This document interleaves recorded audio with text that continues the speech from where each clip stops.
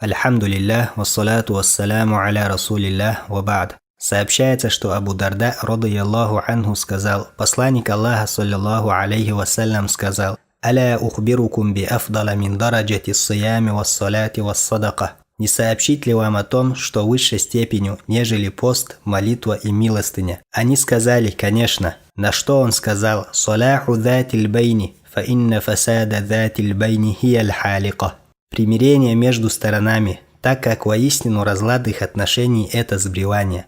Также от посланника Аллаха, саллиллаху алейхи вассалям, приводится, что он сказал: «Хияль халика, ля акулю тахлику ша'ра, валякин тахлику дин». Это сбривание. Я не говорю сбривание волос, но сбривание религии. Какими бы словами мы ни пытались выразить или описать ценность этого деяния на весах Аллаха, мы не в силах этого сделать. Ведь поистине посланник Аллаха, саллиллаху алейхи вассалям, превознес его над степенью поста, намаза и милостыни. Эту сунну можно осуществить, примирив мужа с женой, или отца с сыном, или братьев, или коллег на работе. Также можно осуществить эту сунну, примирив людей, припирающихся на улице, которых мы так часто встречаем. Посредством примирения мусульман сохраняется религия точно так же, как разногласия губят ее. Поэтому не поленитесь сегодня примирить враждующих между собой, ведь их так легко найти. И не забывайте, что тот, кто подчиняется сунне посланника Аллаха, саллиллаху алейхи вассалям, пойдет прямым путем.